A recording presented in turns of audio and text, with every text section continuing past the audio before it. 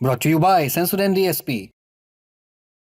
नया सेंसोडेंट DSP nerves को protect करे और इनेमल को repair. Feel the relief with सेंसोडेंट DSP. राष्ट्रीय गीत वंदे मातरम को लेकर नए नियम जारी कर दिए गए हैं। गृह मंत्रालय ने नए नियमों की जो लिस्ट जारी की है उसे पॉइंट्स में समझ लेते हैं। राष्ट्रीय गीत वंदे मातरम के पूरे 6 छंद गाए या फिर बजाए जाएंगे। राष्ट्रीय गीत को गाने या बजाने का समय लगभग 3 मिनट 10 सेकंड है। जब राष्ट्रगीत और राष्ट्रगान दोनों होंगे तो पहले राष्ट्रगीत बजाया जाएगा।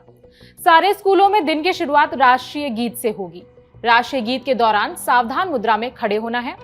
राष्ट्रपति की उपस्थिति वाले कार्यक्रमों में उनके आगमन और प्रस्थान पर राष्ट्रीय गीत बजाया जाएगा। तिरंगा झंडा फहराए जाने के समय भी राष्ट्रीय गीत गाया या फिर बजाया जाएगा। निर्देशों में यह भी बताया गया कि राष्ट्रीय गीत बजाए जाने से पहले एक संकेत दिया जाएगा ताकि सभी लोग अटेंटिव हो जाएं और उन्हें पता चल जाए कि वंदे मातरम बजाया जाने वाला है।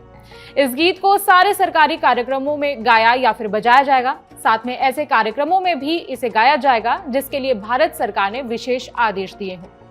एक खास बात और, अगर किसी फिल्म या फिर न्यूज रील में वंदे मातरम बजता है तो दर्शकों को खड़े होने की जरूरत नहीं है, क्योंकि इससे सिनेमा हॉल में बैठे दूसरे लोगों को मूवी देखने में दिक्कत हो सकती है। यह आदेश 28 जनवरी को जारी कर दिया गया था और सभी राज्यों, केंद्र शासित प्रदेशों और मंत्रालयों को भेज दिया गया है। सरकार का ये कदम वंदे मातरम के 150 साल पूरे होने के मौके पर आया है। बीजेपी सांसदों ने क्या कहा वो सुनिए। आज प्रधानमंत्री जी ने जो इतना बड़ा हमारी जनरेशन को, पूरे देश को जो इतना बड़ा एक तरह से मैं कहूँगी एक उपहार है, उसके लिए मैं सबको बहुत शुभकामनाएं। युवाओं की मांग थी, जेनजी क्राउड की मांग थी, प्रधानमंत्री मोदी जी ने पूरा किया। देश अभी धुरंधर और बॉर्डर टू देख के पूरा तिरंगामय भारत हो चुका है।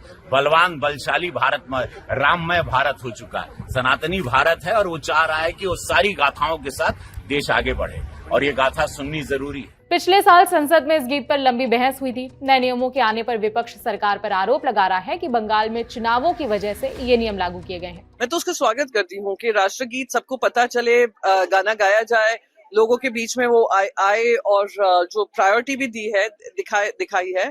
उससे सबसे इम्पोर्टेंट चीज संदेश ये है कि वही पॉलिटिकल पार्टी जिसने विरोध किया था राज्यसभा में, ये ऑर्डर निकाला था, क्या वंदे मातरम के नारे नहीं लगा सकते हैं। कुंभ मेले में लोग पाप धोने जाते हैं। भारतीय जनता पार्टी बंगाल के कुंभ में, चुनाव में पाप धो रही, क्योंकि चुनाव है।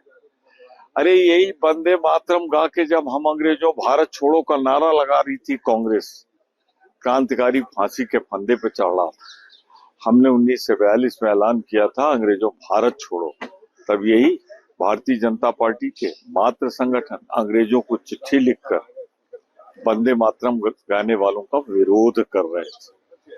चलो, बंगाल चुनाव ने इनके पाप का कुछ तो प्रायश्चित करा दिया। नए नियमों पर आपकी क्या राय है, कमेंट करके बता सकते हैं। इस खबर में इतना ही। मेरा नाम है विभावरी। अपडेट्स के लिए देखते रहिए दिल एंड टॉप।